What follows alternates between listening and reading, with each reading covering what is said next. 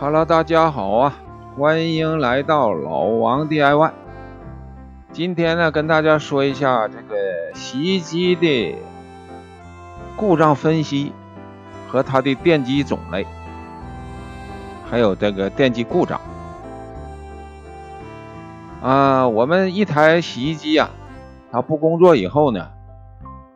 我们首先要分析一下它是什么故障现象。有的呢，洗衣机不工作呢，仪表盘呢没有指示；有的呢是有指示，但是不工作。这样的时候呢，我们就要把它这个正确的分析一下，到底是电机的事，还是继电器的事儿，或者是传感器等等的这个一些故障在传感器有这个门子上也有传感器门开关，所以我们在有个维修当中叫逐个的检查。我先把这个盖打开以后啊，先看一看这个继电器和这个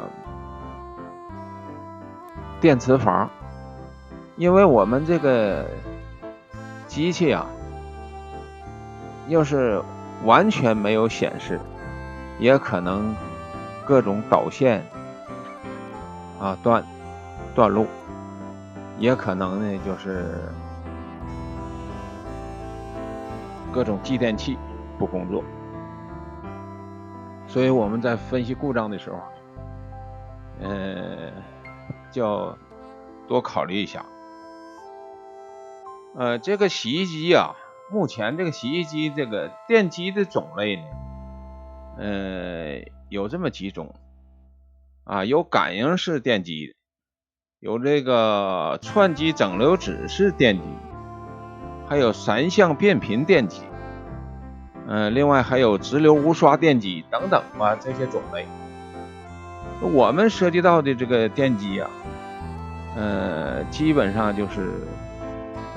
感应电机和串机整流指式电机比较多一些。感应电机呢，它这个应用于比较低档的这个洗衣机或者滚筒或者是这个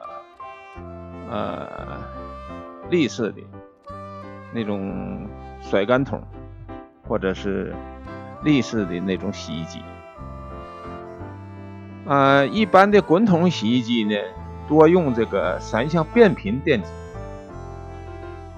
和这个串机这个整流指式电机比较多。我们打开以后呢，这个有的那个现象就比较明显了我们通过这个用仪表测量各种继电器、电磁阀仪表板如果都工作正常的话，我们就要往下拆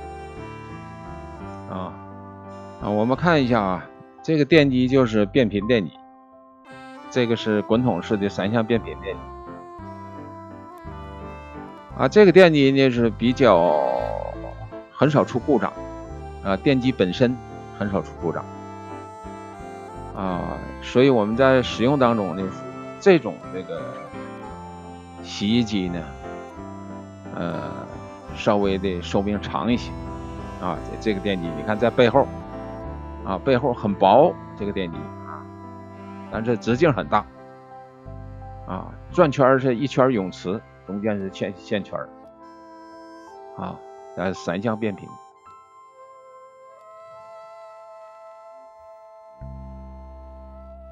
我们在检查当中呢，有些传感器不能忽略像底下这个传感器也很容易出现故障。所以我们发现了以后呢，我们就要把它及时的处理更换这些有故障的传感器。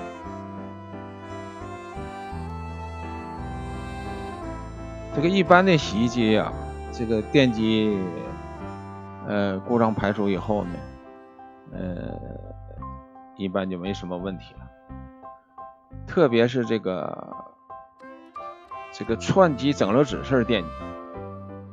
啊，最容易出故障。你看看这个就是串接整流指式电机这款，我们把它拆下以后啊，一测量，一看它这个电刷电刷之间就有不导通啊。它这个电刷呢，它是用的石墨做的，石墨加铜啊做的这个，也叫碳刷啊。这个一个电机呢有2个刷子啊，再用一用呢，它这个两边这个碳刷就挨不上铜头了啊，这个中间这个转子啊，它就挨不上了。挨不上以后呢，它就会出现故障。你看这个碳刷啊磨短了，正常的还应该长出1寸啊，还应该长出1寸，因为它这个碳刷的背后啊有个弹簧顶着这个碳刷。就正常的我们这个碳刷呢是比较长的。我们先把它卸下来，拆下来，把这引线拆下来，拆下来呢，再把碳刷拆下来。我们检查一下碳刷的这个长度啊，检查一下碳刷长度。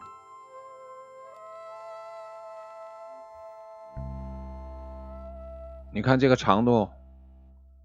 就不行了，很明显呢，也没有弹力，应该长出1寸多。它这个碳刷呢，又没有弹力，又没有长度，所以呢，它接触不上这个转子这个铜头，就是这个铜头也叫换向器、换向片，它接触不上。接触不上以后呢，这个电机它就转子上没有电，没有电就产生不了磁场，没有磁场呢，它就不能旋转。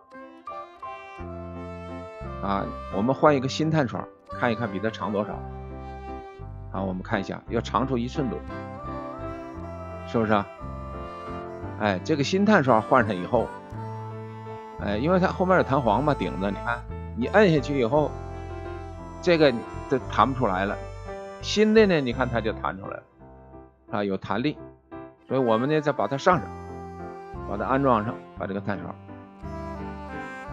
这种电机呀，这故障率比较高，但是呢，很多的洗衣机，因为这个电机呢，这个它的这个马力比较大啊，它旋转功率，这输出功率比较大，体积小，所以呢，比这个感应电机呢又多，就有很多情况下呢，就使用这种电机，很少用感应电机。感应电机体积大，这个电机呢体积小，输出功率大啊，有劲，像咱们说讲话就是比较有力气，但是就是一样不好，因为它是这个